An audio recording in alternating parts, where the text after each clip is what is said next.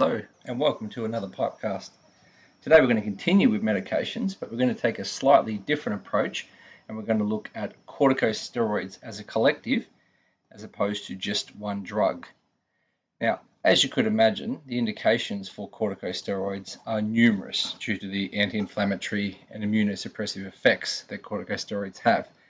But the way we use it is a little bit different. Now, outside of the occasional creams and things like that you'll get, the main use we have is the use of hydrocortisone and prednisolone in asthma and anaphylaxis, and the use of dexamethasone in meningitis, which may sound a little bit weird given the previous statement of immunosuppressive, but dexamethasone is used in meningitis for different reasons to the other two in asthma and anaphylaxis. The studies were done on the use of corticosteroids, in particular dexamethasone, on meningitis, and the reason it's used is to reduce the rate of hearing loss and other neurological complications, as well as reducing the mortality rate of patients who are suffering from bacterial meningitis, which is obviously a very good goal.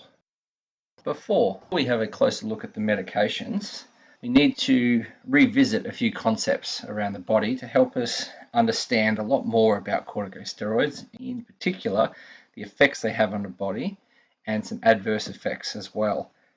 So when you're dealing with corticosteroids, it's mostly used to replace endogenous cortisol itself. So cortisol is produced by the adrenal gland, and like many hormones in the body, they're controlled by the hypothalamic-pituitary axis. In this case, the hypothalamic-pituitary-adrenal axis. And this occurs, unlike most hormones, in more of a circadian cycle.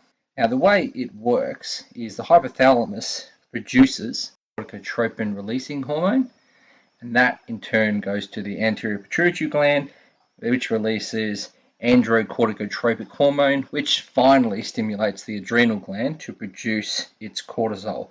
Now, this typically happens, most people anyway, in the morning. So cortisol levels are more active in the morning and less active when you're sleeping. Now, when you're under a non-stress condition, you're not sick, you don't have anything particularly wrong with you, coffee intake may be a little bit normal, you'll produce approximately 20 milligrams of cortisol every day. But in the event you're not healthy and you're suffering from physical or psychological stress, like you have an infection, suffering from a disease, had some major trauma, and there's been clinical evidence that cortisol levels can jump up to 200 milligrams per day during that mental or physical stress.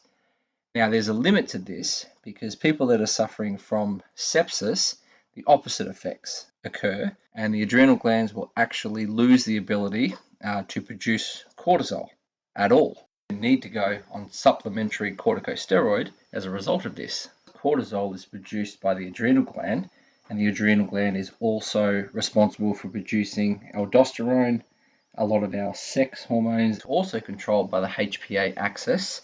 Some of the side effects you get from corticosteroids can actually have nothing to do with cortisol actions at all. Speaking about cortisol primarily, cortisol is one of those hormones that actually has an effect on every cell, pretty much anyway, every cell within the body. A massive role in fine-tuning glucose eogenesis and controlling insulin. It's very important in lipid, carbohydrate, and fat metabolism. It's massive, obviously, in the anti-inflammatory and immunosuppressive actions, which we'll look at closer during pharmacokinetics. But it also works similar to aldosterone in the fact that it can also aid in the renin-angiotensin cycle and help with the absorption or reabsorption of sodium and the secretion of potassium. It's also colloquially known as the stress hormone, and it allows your body to deal with stress mostly by controlling that circadian cycle that we spoke about. So it's very active when you're dealing with the difference between sleep activities versus awake activities. It controls when you should be eating and when you shouldn't. And there's even studies that suggest it plays a role in certain memory as well. Okay, that's enough of the precursor. Let's move into the main lesson on the drugs. We'll look at pharmacokinetics first, and as a collective, corticosteroids, despite their different routes of administration and structure, they're quite similar because the cortico molecule is similar in nature, that it's produced by cholesterol-based substances. So a lot of them have the same pharmacokinetics despite being given in different ways. So the oral bioavailability is 70%, which for oral administration is actually quite high. Now, obviously, if you give something IV, it's going to have mostly 100% bioavailability, especially when it's dealing with cells that are found within the blood. When we start looking at distribution, that's where things get a little bit interesting. It has a really high protein binding, mostly to albumin. And whilst usually that is a great way in order to control release, in order to have a prolonged effect, in the case of corticosteroids, it's actually the reason that it takes so long to have an effect. When we start looking at pharmacodynamics, we'll have a look at where corticosteroids takes place, but spoiler alert, it's actually within the cell. So because corticosteroids are highly bound to protein within the blood, it takes a long time for them to actually get into the cell in order to have an effect. Protein bounding and intracellular action also contributes to its very prolonged and somewhat reversible metabolism. Now, when you say it's reversible, what it means is a lot of the corticosteroids will actually be metabolized initially, but then their metabolites can actually get remetabolized back into the active form. That's particularly the case when we're dealing with dexamethasone. When we're dealing with prednisolone and hydrocortisone are the active substance. And if you have a different version of the drug called prednisolone, then that actually has to be converted or metabolized into prednisolone before it has any active effect. Now, varying degrees of the corticosteroids are excreted, mostly in urine, apart from dexamethasone, which only 10% is excreted in urine, and the rest of it is actually absorbed within the body. Now, when you're dealing with classes of corticosteroids, they're often broken down into short-acting, moderate-acting, and long-acting. Now, the classifications are often done according to the potency, the immunocorticoid effects, and the duration of the hypothalamic-pituitary-adrenal axis suppression. Now, generally speaking, it can only take 2 weeks of regular intake of corticosteroids to suppress the HPA axis, meaning you'll need to be on supplementary corticosteroids as it kicks back in. When we're dealing with different potencies of the drug, hydrocortisone is often used as the base rate, as the variable of 1, but it itself is what's known as a short-acting because its HPA effects only last 8 to 12 hours compared to prednisolone, which can be up to 36 hours, and dexamethasone, which is over 36 hours effects. Because a lot of these effects occur within the cell, we can actually have corticosteroid in our body for much, much longer than the actual clinical effects are taking place, which means dexamethasone's in our body for 36 hours being active, but there's actually cases of dexamethasone being found in people's bodies 3 to 4 days later before it gets excreted. Now, as promised, we'll move on to pharmacodynamics and we'll talk about its effects within the cells. So when we talk about corticosteroids effects, we'll mostly look at the intended effects and then we'll talk about the adverse effects after. So the intended effects most of the time is to do with the anti-inflammatory and immunosuppressive effects. Now, in order to make this effect, this steroid-based molecule basically has to travel or diffuse across the cellular membrane and bind to the glucocorticoid receptor, which causes a somewhat of a conformative change. And this receptor will actually act as a chaperone or a piggyback for the corticosteroid itself. Now, the glucocorticoid receptors generally are associated with genes at either suppressing or stimulating transcriptions. Now, this occurs for ribonucleic acid and also protein synthesis. Now, ultimately, these agents combined together will inhibit the transcription factor that controls the synthesis of the mediators associated with inflammation. Now, this occurs in macrophages, eosinophils, lymphocytes, mast cells, and your dendritic cells. Remember back to lessons on immunity. Remember that these cells are almost the bridging cells between our innate immunity and our adaptive immunity. They're the cells that pass over the antigen. They're the ones that either increase phagocytosis and proliferation in order to clean up an area and start that adaptive immune response. Another important aspect of what corticosteroids do is they'll actually block the phospholipid A2 enzyme responsible for our leukotriene responses and also a little bit of prostaglandin. Speaking of prostaglandin, corticosteroids also inhibit the gene that's responsible for the expression of the COX2 enzyme. Now that plays a massive role in our pro-inflammation cytokines and also our nitrous oxide synthesis. So all in all, it's a chemical mediator or a drug that is basically stopping inflammation and immune response at all levels, right from the very first antigen being transferred over to other cells in order to produce an adaptive immunity, into your tissue proliferation, right down into your leukocrine responses. It stops them all. That's why it is such an effective inflammatory mediator and unfortunately can be very good at suppressing someone's immune system as well. One thing to note is because all these corticosteroid effects and actions occur intracellularly, these effects on the human body will actually persist even after the corticosteroids have removed from the plasma itself.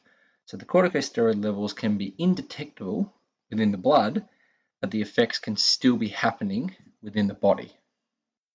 Start looking at warnings and adverse effects. All of our warnings and all the adverse effects are associated with the suppression of the HPA axis. Now, we all know that chronic treatment of systemic corticosteroids are associated with numerous and quite significant adverse effects and toxicologies. The risk for adverse effects for corticosteroid therapy is relative to the dose and the duration of the therapy, as well as the agent being used. Now, historically, it used to believe that short-term courses of corticosteroids will not cause any significant long-term effects, although it is important to know that recent studies and reports have found refutes and safety considerations to that claim.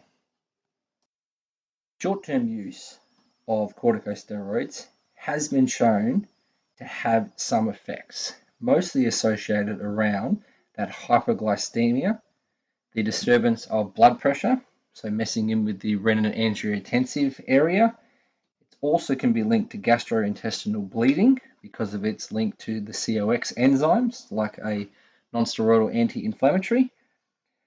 Some psychiatric problems, very much poor wound healing because it removes those pro-proliferation properties from the body. And it's also been linked to hypokalemia in some cases, but also hyperkalemia in other cases when it's acting like aldosterone. In regards to the long-term effects of corticosteroids, as you could imagine, includes massive problems with sugar regulation, which can in turn lead to muscle weakness. You have a big problem associated with bone matrix reabsorption, so your bones will become fragile. And because of its APO's link to aldosterone, you actually can have poor control of your hypertension, which in turn can lead to higher cases of cardiovascular risk. If we were to look at interactions, again, chronic long-term use of corticosteroids has a massive list of interactions that you need to be aware of. However, the way that we give it, two of the IV drugs that we give actually have no interaction considerations at all, so they're safe to give. Now, prednisolone, because it's generally given as a stat dose and then followed up 5 to 10 days later with the same dose, it does have some risk for people that are taking certain drugs with prednisolone. So things like non-steroidal anti-inflammatories, in particular ibuprofen, can increase the risk of GIT bleeds. If the person is a fan of grapefruits or like grapefruit juice, that can in turn actually increase the concentration, the plasma concentration of corticosteroids itself, as too can the oral contraceptive pill if it is estrogen based. Now, because we give corticosteroids for asthma, it may be feasible to consider that they may be on a beta-2 agonist inhaler like salbutamol. If they are needing to take salbutamol regularly whilst they're taking prednisolone, there is an increased risk that the patient can get hyperkalemia. Finish with some take-home messages. We've talked a lot about corticosteroids and the HPO-adrenal axis, in particular the suppression. So we just need to be aware of what causes the suppression. As I mentioned, 2 weeks of corticosteroids can cause the suppression, as too can high doses or doses that are inappropriate. Now, what I mean by that is when we give prednisolone, they're going to be on prednisolone for a series of days. Now, most protocols are fully aware of the risks associated with the HPO suppression, so follow protocols. When it says to give the dose in the morning, then that's what you do. You give the dose, generally 50 milligrams, in the morning every day. Don't get into the habit of believing that if you give smaller doses multiple times, it will actually have less effects. Corticosteroid case, it's actually the opposite. Multiple doses have a higher risk of HPA suppression compared to one-off dose. They've actually found that 10 milligrams 3 times a day has a greater risk than 15 milligrams twice a day, which has a greater risk than 30 milligrams once a day. Also, when you give prednisolone, can also play a role in increasing the risk of suppression. So if you were to give prednisolone at noon or 3 p.m., for example, it actually has a higher risk of causing suppression than it does at 8 o'clock in the morning. Moving away from prednisolone and talking about dexamethasone, the pre-hospital administration of dexamethasone has demonstrated better mortality rates and less neurological complications with our patients with bacterial meningitis. That means even though meningitis can be difficult to manage, the patient's benefits will be far greater if you give dexamethasone early. Because corticosteroids have a delayed action, get into the habit of not delaying administration. Just because you're aware that it's not going to do anything for the patient in the acute phase doesn't necessarily mean that you shouldn't give corticosteroids early. And straight after the administration of the immediate acting drugs, depending on the condition, you really should be administering your corticosteroids. Now, in the event you're dealing with asthma or anaphylaxis, prednisolone tablets are preferred over hydrocortisone, despite them having similar clinical effects. They find is prednisolone is generally associated with less adverse effects. Okay, so that ends our lesson on corticosteroids. Slightly different approach, looking at a class instead of a single one. Hopefully you got something out of it. Until next time, take care.